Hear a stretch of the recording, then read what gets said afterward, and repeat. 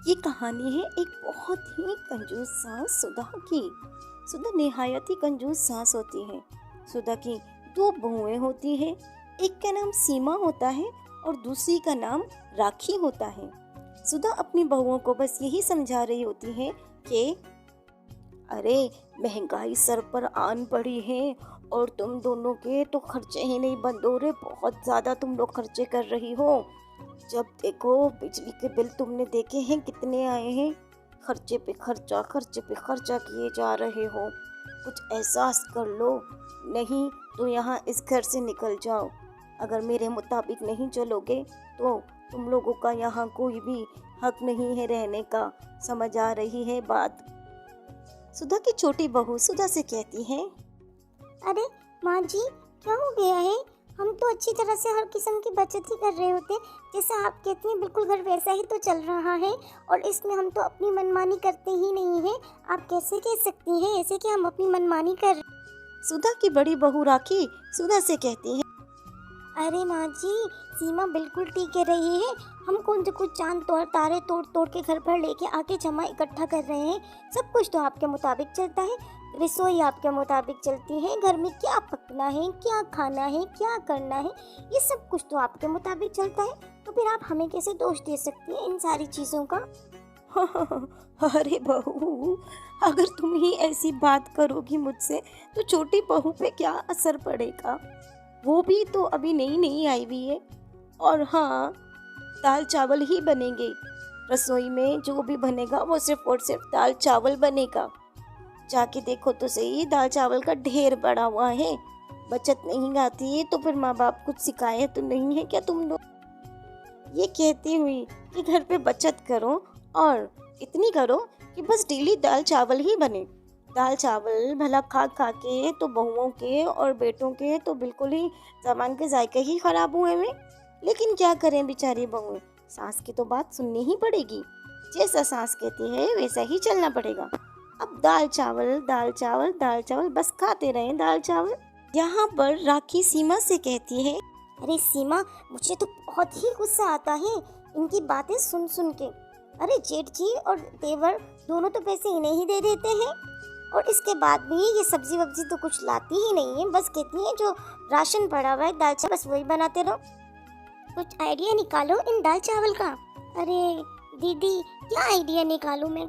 जो भी निकालेंगे आप खुद ही निकालेंगी। आप ही निपटे इनसे। मेरी तो नई नई शादी हुई है, मैं तो कुछ ही दिन पहले आई हूँ, और मुझे तो इनकी बिल्कुल भी समझ में नहीं आती है। अरे बाप रे, इतनी कंजूसी! हमारा घर भी था, हमारी भाभियाँ भी थी, ऐसा तो कुछ भी नहीं होता था जैसे ये कर रही हैं मैडम। क्या करें, मजबूरी है, गुजारा तो करना पड़ेगा अब। अरे चलो एक काम करो, तुम खाना तैयार कर लो। और हाँ, उनके आने का भी टाइम हो गया है और देवर जी भी आते होंगे, ज़रा खाना बना लो। अरे दीदी, खाने में क्या बनाऊं? आप खुद ही जाके सासू माँ से पूछ के आए ना कि खाने में क्या बनाना है। खाने में जो वो कहेंगी वही बनेगा, जाहिर है उन्हीं की चलती है। हम तो बस जो वो कहती हैं वैसे ही करेंगे। आप जाके पूछ के, मुझे तो डर लगता है। अरे गुस्सा तो मुझे भी बहुत ही आता है, लेकिन क्या करूं? इस गुस्से कभी मैं उन पे उतार नहीं सकती हूँ और ना ही किसी और पे उतार सकती हूँ। चलो ठीक है, तुम वेट करो, मैं अभी जाके सासू माँ से पूछ के आती हूँ कि खाने में क्या बनाना है। इतने में राखी अपनी सासू माँ से कहती है, माँ जी, खाना तैयार करना है और उनके आने का टाइम हो रहा है, और देवर जी के भी। जल्दी से बता दें कि क्या बनाना है खाने में। अरे राखी बहू, क्या बनाना है खाने में? खाने में तो दाल चावल ही बनाने हैं। जाके देखो तो सही, वो भंडार भरा पड़ा हुआ है। कहीं किस्म की दालें और चावल पड़े हुए हैं। बस तुम देख लो, जो भी पकाना है तुम्हारी ही मर्जी चलती है।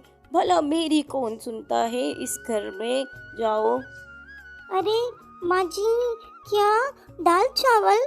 दाल चावल? अरे दिन को तो हमने दाल चावल ही खाए थे और कल भी यही बनाए थे माँ। इतने में दोनों बहुएं दोनों बेटों के सामने दाल चावल परोसती हैं और दोनों बेटे फिर हैरान रह जाते हैं और ये देखते हैं कि आज भी दाल चावल बने हुए हैं। अजय जो है वो राखी को कहता है, अरे ये रोज रोज दाल चावल खा के तो मेरे मुंह का तो स्वाद ही चेंज हो गया है। क्या हो गया है? जब देखो दाल चावल दाल चावल दाल चावल। क्या तुम लोगों के पास और कोई कुछ है नहीं बनाने के लिए? हाँ, राखी, भाभी और सीमा, क्या तुम लोगों के पास कुछ और नहीं है घर में बनाने के लिए? कोई सब्जी कुछ और? बस हर वक्त दाल चावल खिला रहे हैं। यहाँ तक कि ऑफिस में तो रोज दाल लेके जा जाके वहाँ के जो मेरे कुलीग हैं उन्होंने मेरा नाम ही दाल चावल रख दिया है। अब क्या कहूँ बताएं? अरे देवर जी, अरे सुनते हो, हम क्या कह सकते हैं, माँ जी की चलती है, जाके माँ जी से बात करें, वही कुछ आपका कर सकती हैं। हमारे बस में तो कुछ नहीं, वो जो कहती हैं हम लोग वही बनाते हैं। इतने में अजय जो है वो अपनी माँ के पास आता है और अपनी माँ से कहता है, अरे माँ, ये क्या बात हुई है? हम आपको पगार तो पूरी देते हैं ना, तो फिर घर में आप सब्जियां क्यों नहीं लेके आती हैं? भाभियां बता रही थी कि आप दाल चावल खुद ही कहती हैं बनाने के लिए। अब क्या करना है बताएं आप? अरे क्या हो गया है भगो तुम लोगों को? तुम लोग एक काम करो ना, राम और अजय के लिए डेली कुछ न कुछ सब्जी बना दिया करो, ठीक है? अब से वो दाल चावल नहीं लेके जाएंगे। एक काम करो, तुम लोग अपनी मर्जी से कुछ नहीं बनाना, जो मैं सब्जी ला के दूंगी बस वही बनाते रहना। अरे माँ जी, उनका टाइम हो गया है आने का, आपने कहा था मैं सब्जी ला के दूँ, कुछ ला के दे दीजिए कि मैं सब्जी बना लूँ। अरे बाप रे बहू, सब्जी तो बहुत ही महंगी मिल रही थी। इस वजह से मैंने क्या किया, मैंने आलू लेके आई हूँ जो कि 10 रुपए के किलो मिले हैं। बड़ी बहू के हाथ में दे दिए, पका लो आलू की सब्जी। दोनों बहुएं क्या करती हैं, अजय और राम के आगे वो आलू की सब्जी बनाती देती हैं। एक दिन आलू की सब्जी और एक दिन दाल चावल। अरे दोनों तो बिल्कुल बेजार हो गए थे दाल चावल और आलू खा खा के। अब क्या करते हैं बेचारे, दोनों ने रास्ता पकड़ लिया बाहर का और दोनों बाहर से कुछ न कुछ खाते पीते रहते हैं और घर से बिल्कुल भी नहीं खाते थे। इतने में क्या होता है कि अजय और राम अपना पेट पकड़े हुए अपनी भाभी के पास आते हैं और कहते हैं, अरे बहुत जोर से पेट में दर्द हो रहा है, जल्दी से डॉक्टर को बुलाओ। अरे अरे क्या हो गया है तुम्हें, क्यों पेट में दर्द हो रहा है? अच्छा अच्छा, मैं बुलाती हूँ डॉक्टर को, सब्र करो। अरे माँ जी, देख रही है ना इन दोनों के क्या हालात हो चुके हैं। ये सब गंदा खाना खा खा के इन दोनों का तो बिल्कुल ही खराब हो गया है पेट। देख लीजिए, पता नहीं क्या हो गया, मैं डॉक्टर को फोन कर रही हूँ। इतने में डॉक्टर दोनों अजय और राम का चेकअप कर लेते हैं और माँ जी से कहते हैं, अरे माँ जी, आपको पता है बच्चे बाहर का खाना खा रहे थे जिसकी वजह से इन्हें फूड पॉइजन हो गया। इंजेक्शन लगा दिया, बस थोड़ी देर में लोगों को आराम आ जाएगा, आप चिंता मत करें। इतने में जो सुधा होती है वो ये सब कुछ देख के बिल्कुल परेशान हो जाती है और बहुत ही अफसरदा होती है। यहाँ पे दोनों बहुएं सुधा से यही कह रही होती है कि आज आपकी कंजूसी की वजह से राम और अजय की ये हालत है। इतने में अरे बहुओं, मुझे माफ कर दो, मैंने लालच और कंजूसी की वजह से सरकार के दिए हुए दाल चावल तुम लोगों को खिलाती रही। आज से अच्छे खाने बनेंगे, दाल सब्जी और चिकन सब कुछ बनेगा जैसा तुम लोग चाहो। अब इजाज़त है मेरी।